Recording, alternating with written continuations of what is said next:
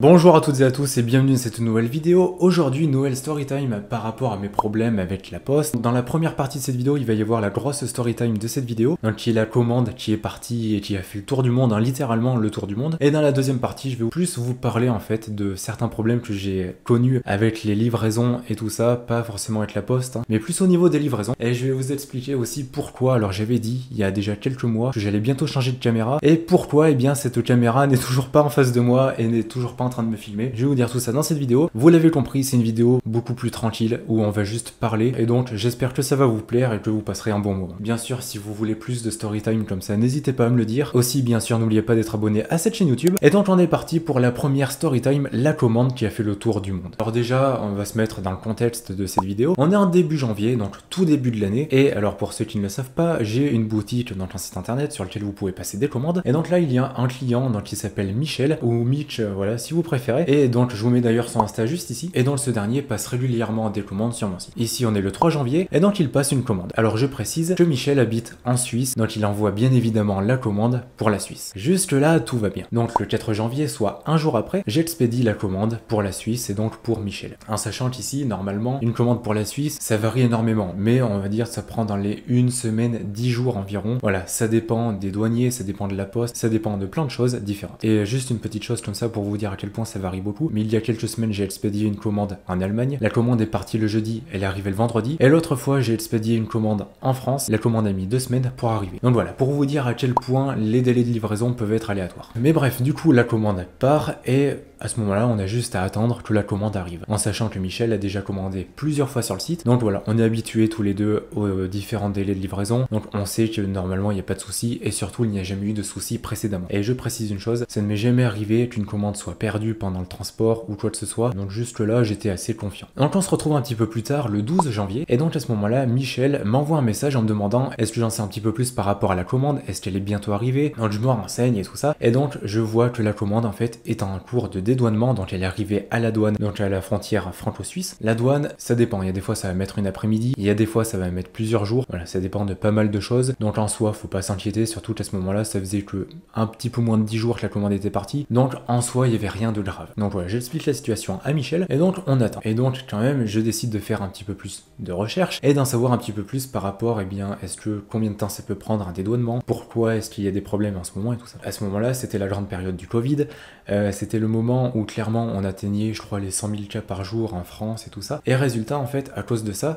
ça faisait qu'il y avait moins de personnes pour livrer, il y avait moins de personnes à la douane, il y avait moins de personnes pour traiter le courrier, etc. Et résultat, ça faisait que les délais de livraison s'allongeaient. Parce que évidemment, s'il y a moins de personnes pour traiter la même quantité de courrier, forcément ça met plus de temps. Donc en soi, c'était pas si inquiétant que ça mette plus de temps que prévu. Mais quelques jours passent encore et la commande reste bloquée à la douane. Ça fait à ce moment-là plus d'une semaine que la commande est à la douane, donc il y a un problème. Donc je vais à la poste, je demande à un postier est-ce qu'il en sait plus, est-ce qu'il peut faire une recherche et tout ça, et il me dit je vous jure que c'est vrai, ne vous inquiétez pas, on a un site spécial pour justement voir plus en détail les envois. Et là je le vois faire sur son ordi, c'était le même site que j'utilise. C'était vraiment le site, vous savez, vous allez sur Google, vous marquez lettres suivies, ça vous sort un site internet, c'était le même. Donc après le mec il me regarde et puis il commence à me dire que il en sait pas plus en fait. Et en même temps c'est logique puisqu'il regarde les mêmes informations que j'avais déjà consultées depuis un moment, donc s'il peut pas m'en dire plus, c'est normal. Il a absolument aucun élément de réponse, il a rien. Voilà, il ne sait pas.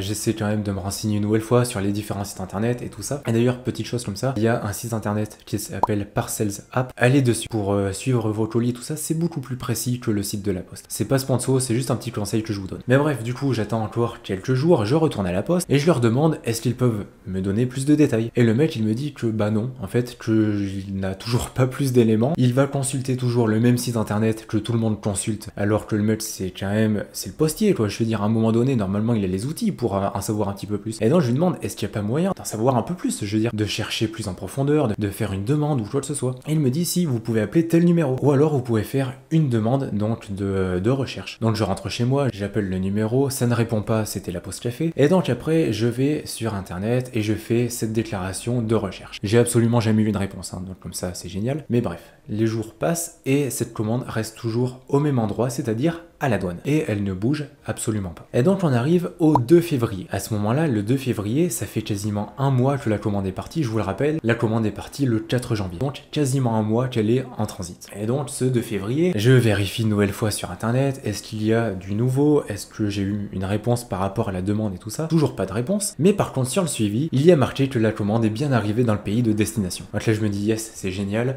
D'ici 2-3 jours, Michel il aura récupéré sa commande, tout rentre dans l'ordre, voilà, il y a juste eu un petit peu de retard. Mais je regarde quand même le pays de destination.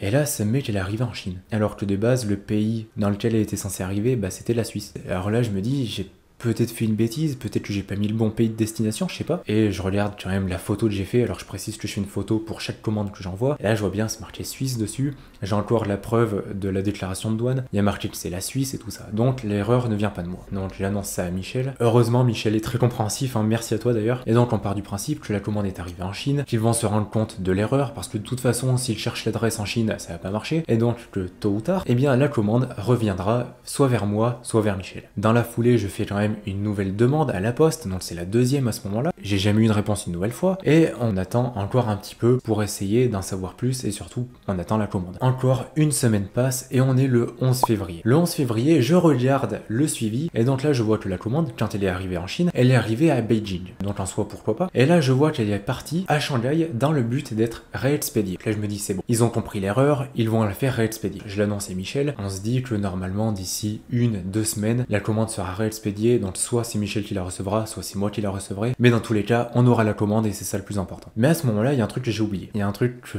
tout le monde a vu et que j'avais totalement zappé. C'est le Covid. Alors qu'est-ce que le Covid vient faire là une nouvelle fois? Eh bien en fait, en Chine et plus particulièrement à Shanghai, il y a une épidémie de Covid, enfin bref, bon ça vous le savez, hein. Mais surtout là-bas ils ont une stratégie qui est d'avoir 0 cas de Covid. Alors bon, c'est mon avis personnel, hein, mais je pense que c'est quasiment impossible à avoir, hein, ou du moins c'est vraiment très compliqué dans un pays qui est aussi peuplé. Et eux, leur stratégie, donc, c'est d'avoir 0 cas de Covid, et ils sont prêts à tout pour faire ça. Le problème, c'est que quand je dis qu'ils sont prêts à tout, c'est vraiment ils sont prêts à tout. Ça veut dire que les gens ne peuvent pas sortir, ils ne peuvent pas aller faire leurs courses, ils ne peuvent pas aller travailler, ou alors ils sont obligés de dormir sur place. De toute façon, je pense que vous avez vu l'actualité, donc ça sert à rien de vous décrire plus la situation. Mais à ce moment-là, évidemment, j'oublie tout ça. Ça, j'y pensais plus du tout. Pour moi, la commande était à Shanghai et elle allait revenir en France rapidement. Le problème, c'est que dans tout ça, à cause du Covid, eh bien en fait, les gens sont en quarantaine, mais les envoient aussi. Et quand en Chine vous parlez de quarantaine, c'est pas une semaine comme en France et puis finalement vous faites que 5 jours. Non, là-bas c'est vraiment quarantaine.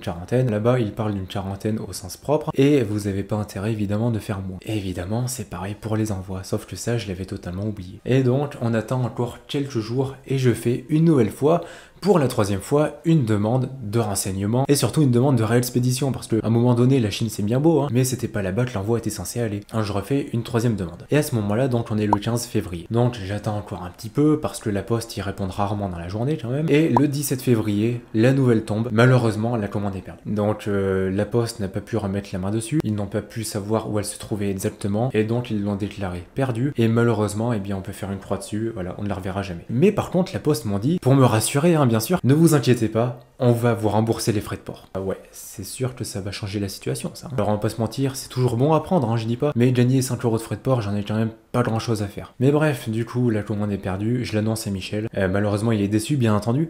Et encore une nouvelle fois, merci à toi, Michel, d'avoir été compréhensif, vraiment, parce que je le précise, mais j'ai certains clients, si la commande n'est pas arrivée sous 3 jours, ils viennent chez moi, ils me décapitent. Hein. Donc c'est pour ça que je dis que Michel était vraiment très compréhensif, et encore merci à toi d'ailleurs. Mais bref, du coup, je lui annonce les nouvelles, il sera remboursé, etc. Voilà, malheureusement, c'est comme ça, on ne peut rien y faire. Et puis voilà, la commande est perdue, et petit à petit, évidemment, on commence à oublier ça, et surtout, on ne s'en occupe plus. Et puis, quelques semaines passent. Et donc, à ce moment-là, j'étais en train de trier les différents tickets suivis, et je retombe sur le numéro de suivi, du coup, de la commande de Michel. Et je me dis, tiens, pour rire, je vais aller chercher pour voir où est-ce que ça en est, est-ce qu'il y a du nouveau, est-ce qu'elle est perdue ou pas. Et je regarde, et là ça me met qu'elle est arrivée dans le pays de destination, mais que cette fois-ci elle est arrivée en Suisse. Là je me dis, c'est quand même bizarre ça, et puis surtout en fait, j'en parle pas à Michel déjà pour pas faire de fausse joie, et surtout je pense que c'est un bug. Dans ma tête je me dis, voilà, c'est beaucoup trop beau pour être vrai, s'ils ont dit qu'elle était perdue, c'est qu'elle est perdue, donc c'est sûrement un bug, voilà. On sait pas pourquoi, mais bon, c'est comme ça. Et quelques jours passent, et là on est le 21 avril. Le 21 avril, hein, dites-vous que la commande, elle est partie le 4 janvier, d'accord? Donc ça fait 3 mois et demi qu'elle est partie et qu'elle se balade autour du monde. Eh bien, Michel m'envoie un message et il me dit qu'il vient de recevoir une notification comme quoi une commande arrive vers lui et une commande qui provient de France. Et il me dit que ça correspond évidemment à la commande perdue. Et quelques heures après, le miracle arrive et la commande est livrée à Michel. D'ailleurs, je vous mettrai une petite photo de comment la commande est arrivée. Et comme vous pouvez le voir dessus, il y avait un autocollant pour indiquer que le contenu pouvait potentiellement être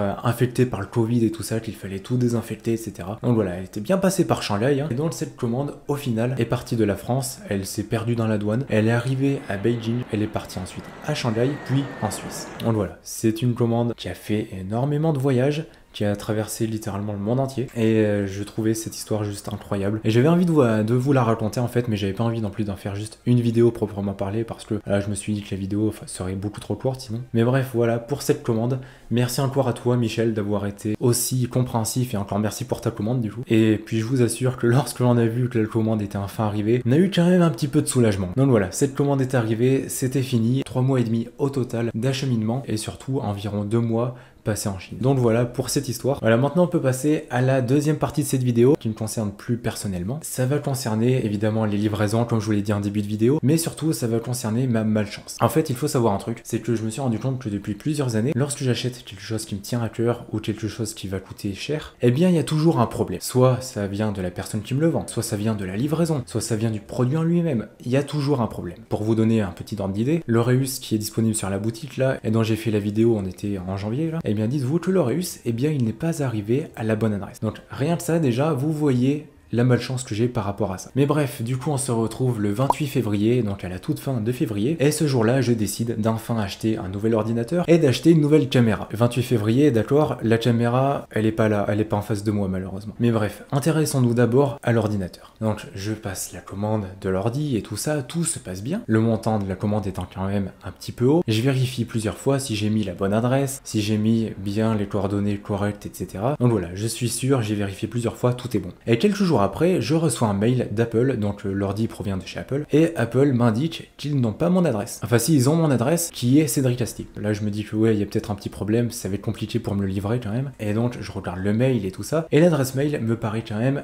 un peu bizarre. Je me dis, ça se trouve c'est une arnaque, on sait jamais, surtout que des mails, je reçois tous les jours comme ça, donc je me suis dit c'est pas si étonnant. Et du coup je fais une recherche sur internet, et en fait c'était 50-50. Il y a des gens qui disaient que c'était réellement Apple, il y a d'autres gens qui disaient attention c'est une connerie. Donc je me suis dit dans le doute, je vais pas y répondre. Et quelques jours après, je reçois un nouveau mail de la part d'Apple qui m'explique que la commande est annulée parce que, eh bien en fait ils ont pas mon adresse, et je ne leur ai pas donné. Et en effet c'était pas une arnaque, la commande était réellement annulée. Je vous l'ai dit, par rapport à ces choses là, j'ai jamais de chance. Et je suis sûr et certain d'avoir mis mon adresse correctement, mais à mon avis je ne sais pour quelle raison, voilà, ça n'a pas été enregistré ou quoi que ce soit. Tant pis, ça c'était comme ça fait perdre une semaine, en soi c'est pas si grave. Du coup je repasse la commande, donc là Apple, pour le coup ils ont bien mon adresse, tout est bon et tout ça, et l'ordi est expédié sous, je crois c'était sous une dizaine de jours environ. Et donc une nouvelle fois, c'est là que ça devient intéressant par rapport aux livraisons. Le match de base il était censé partir des Pays-Bas, et il devait faire Pays-Bas, Belgique, Belgique, Lyon, Lyon, chez moi. Et je me dis, bon, en soi, normalement, en 3-4 jours, ça devrait être fait, donc ça va. Quand je vois que le match, il part tôt le matin, hein. Il prend l'avion